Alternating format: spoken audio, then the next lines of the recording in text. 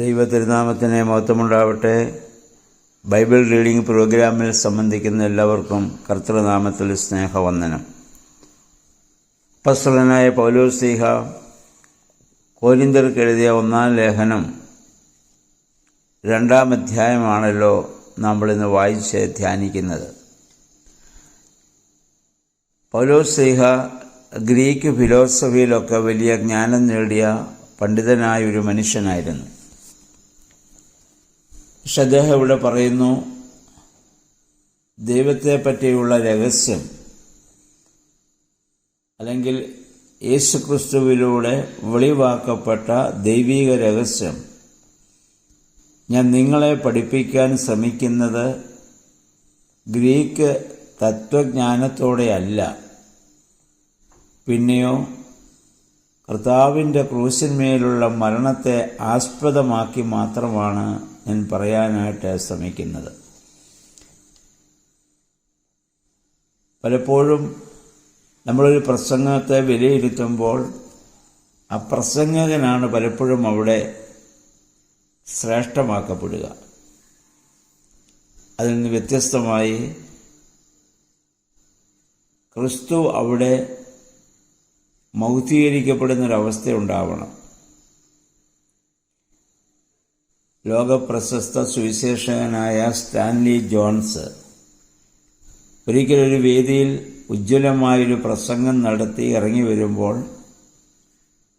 അദ്ദേഹത്തെ സ്നേഹിക്കുന്ന ഒരു മനുഷ്യൻ ഓടിച്ചെന്ന് അദ്ദേഹത്തിൻ്റെ ചെവിയിൽ പറഞ്ഞു, നിങ്ങളുടെ പ്രസംഗം നന്നായിരുന്നു എന്ന് പറഞ്ഞു. അപ്പോൾ അദ്ദേഹം പറഞ്ഞു, ഞാൻ സ്റ്റേജിൽ നിന്ന് ഇറങ്ങുന്നതിന് മുൻപ് പിശാച് ഇതേ വാക്ക് എന്നോട് പറഞ്ഞിരുന്നു എന്ന് പറഞ്ഞാൽ, വാട്ട് എ വണ്ടർഫുൾ പ്രീച്ചർ എന്നതിനേക്കാൾ വാട്ട് എ വണ്ടർഫുൾ ക്രൈസ്റ്റ് എന്ന് പറയാൻ സാധിക്കണം. അതാണ് ദൈവാത്മാവിൽ പ്രചോദിതമായ പ്രസംഗത്തിൻ്റെ ശ്രേഷ്ഠത. പൗലോസ്ലീഹ തൻ്റെ പാണ്ഡിത്യം ജനങ്ങളെ അറിയിക്കുന്നതിന് വേണ്ടിയിട്ടല്ല, പ്രത്യുത യേശു ക്രിസ്തുവിനെ വെളിപ്പെടുത്തുവാൻ വേണ്ടിയാണ്. അതുകൊണ്ട് ക്രൂശിൻ്റെ വചനം, കർത്താവ് സഹിച്ച സഹനമായിരുന്നു അദ്ദേഹത്തിൻ്റെ പ്രതിപാദ്യ വിഷയം.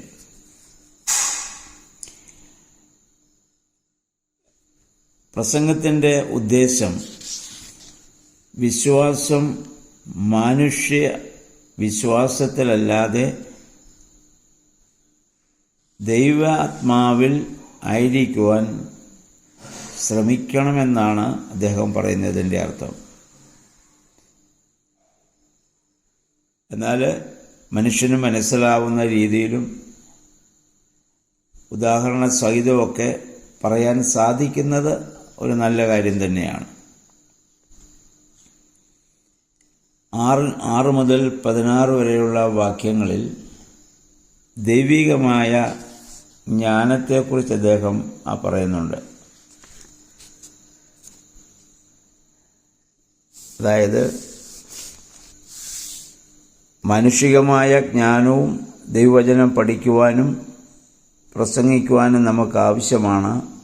പക്ഷേ ലക്ഷ്യം യേശുക്രിസ്തു എന്ന വ്യക്തിയായിരിക്കണം.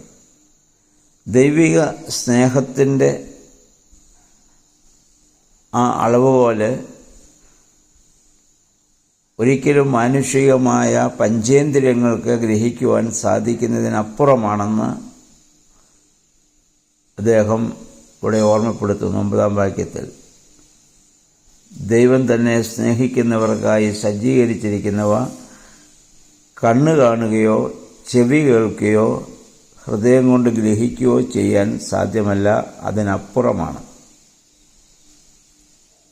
കാരണം ഞാൻ നേരത്തെ ഓർമ്മപ്പെടുത്തിയിരുന്നു, സൃഷ്ടിക്ക് സൃഷ്ടിതാവിനെ പൂർണ്ണമായി ഉൾക്കൊള്ളുവാൻ സാധിക്കുകയില്ല. ഒരു സൃഷ്ടിക്കും അതിൻ്റെ സൃഷ്ടിതാവിനെ പൂർണ്ണമായി ഉൾക്കൊള്ളുവാൻ സാധിക്കുകയില്ല. ഭാഗികമായി മാത്രമേ ഉൾക്കൊള്ളുവാനും മനസ്സിലാക്കുവാനും സാധിക്കുകയുള്ളൂ.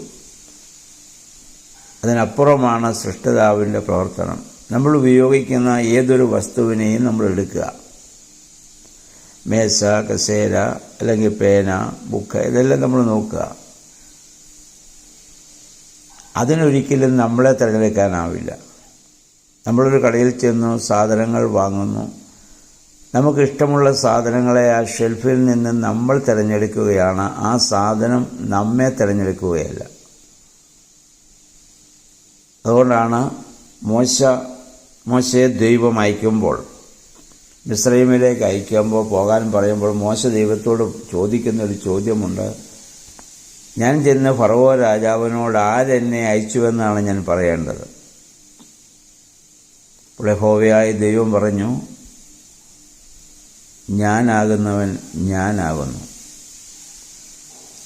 എന്ന് പറഞ്ഞാൽ, ഞാൻ ആരെന്ന് പറഞ്ഞാൽ നിന്റെ തലയിലോ നിന്റെ ബുദ്ധിയിലോ അത് ഒതുങ്ങുകയില്ല. അപ്പം നീ പോയാൽ മതി, ഞാൻ നിന്നോട് കൂടെ ഇരുന്ന് പ്രവർത്തിച്ചോളൂ. ദൈവത്തെ പൂർണ്ണമായി മനസ്സിലാക്കിയിട്ട് ആർക്കും ദൈവവചനം പ്രസംഗിക്കുവാനോ ദൈവത്തെ വെളിപ്പെടുത്തുവാനോ സാധിക്കത്തില്ല. ദൈവത്താൽ വെളിപ്പെടുത്തപ്പെട്ട രഹസ്യങ്ങൾ മാത്രമേ മനുഷ്യന് മനസ്സിലാക്കാൻ സാധിക്കുകയുള്ളൂ. കാലാകാലങ്ങളിൽ ദൈവം വെളിപ്പെടുത്തുന്ന രഹസ്യങ്ങളെ മനുഷ്യന് മനസ്സിലാക്കാം. അതുകൊണ്ടാണ് പൗലോസ് പറഞ്ഞ, മാനുഷികമായ ചിന്തകൾക്കും യുക്തികൾക്കും വിചാരങ്ങൾക്കൊക്കെ അതീതമാണ് ദൈവവും ദൈവികമായ ആ വെളിപ്പെടുത്തലുകളും. അത് ഭാഗികമായി മാത്രം നമുക്ക് മനസ്സിലാക്കാം. അങ്ങനെ മനസ്സിലാക്കാൻ വേണ്ടി ജ്ഞാനം നമുക്ക് ആവശ്യമാണ്. പക്ഷേ അത് ആ ജ്ഞാനത്തിൻ്റെ നീളത്തിൽ നിന്നുകൊണ്ട് പറയേണ്ട കാര്യങ്ങളല്ല എന്നാണ് പൗലോസ് ഇവിടെ ഓർമ്മപ്പെടുത്തുന്നത്. അതുകൊണ്ട് ഞാൻ കോരിന്ത്യയിലെ സഭയ്ക്ക് അപ്പോസ്തലനായ പൗലോസ് പറയുന്നത്, ഞാൻ നിങ്ങളെ പഠിപ്പിക്കാൻ ശ്രമിക്കുന്നത് ആ ദൈവികമായ ആ വെളിപ്പെടുത്തലുകളെക്കുറിച്ച് മാത്രമാണ്. ആ ക്രൂശിൻ്റെ വചനത്തെക്കുറിച്ചാണ് ഞാൻ നിങ്ങളോട് പറയുവാൻ ആഗ്രഹിക്കുന്നത്. 13-ാം വാക്യത്തിലും സുവിശേഷ ഘോഷണത്തിൻ്റെ ഉദ്ദേശങ്ങൾ കാണാം. മാനുഷിക വിജ്ഞാനത്തിൻ്റെ പ്രകടനമല്ല, ആത്മീകർക്ക് വേണ്ടി ആത്മീക കാര്യങ്ങൾ പരിശുദ്ധാത്മാവ് പഠിപ്പിച്ച രീതിയിലുള്ള വ്യാഖ്യാനമാണിത്. അങ്ങനെയുള്ള വെളിപ്പെടുത്തലുകൾക്ക് ലോക മനുഷ്യരിൽ നിന്നുള്ള പ്രതികരണം എപ്പോഴും നിഷേധാത്മകമായിരിക്കും. കാരണം അത് അവൻ്റെ ദൃഷ്ടിയിൽ ഭോഷത്വമാണ്. ലോക മനുഷ്യന് ഇത് ദൈവികമായ ആ വെളിപ്പെടുത്തലുകൾ ഭോഷത്വമായി തോന്നുന്നതുകൊണ്ടാണ് നിരീശ്വരവാദികളായ ആളുകളൊക്കെ വേദവചനങ്ങളെയൊക്കെ അവരുടേതായ രീതിയിൽ വ്യാഖ്യാനിക്കുകയും ദൈവമില്ല എന്ന് സമർത്ഥിക്കാൻ ശ്രമിക്കുകയൊക്കെ ചെയ്യുന്നത്. അപ്പോൾ അവർക്ക് ഒരിക്കലും ആത്മീയമായി ചിന്തിക്കുക എന്നുള്ളത് അസാധ്യമാണ്. എന്നാൽ ആത്മീകനായ മനുഷ്യൻ എല്ലാം വിവേചിച്ചറിയുന്നു. അവനതെല്ലാം ഗ്രഹിച്ച് ചിന്തിച്ച് പ്രായോഗികമാക്കും. അപ്പം ഈ ഒരു അറിയിപ്പ് അവർക്ക് കൊടുത്തുകൊണ്ടാണ് ഇനി പൗലോസ് തുടർന്നുള്ള കാര്യങ്ങൾ അവരെ പഠിപ്പിക്കാൻ വേണ്ടി ഇത് ശ്രമിക്കുന്നത്. അതുകൊണ്ട് 2-ാം അധ്യായം നമുക്ക് വായിക്കാം. നമുക്കും ദൈവാത്മാവിൽ ദൈവവചനം വായിക്കുവാനും മനസ്സിലാക്കുവാനും അത് മറ്റുള്ളവരുടെ ഇടയിൽ അതനുസരിച്ച് ജീവിക്കുവാനും പരിശുദ്ധാത്മാവെ ഞങ്ങളെ ശക്തീകരിക്കണമേ. ഞങ്ങളുടെ ജ്ഞാനത്തിലോ ഞങ്ങളുടെ അറിവിലോ അല്ല, ദൈവത്തിൻ്റെ ആ അറിവിനെ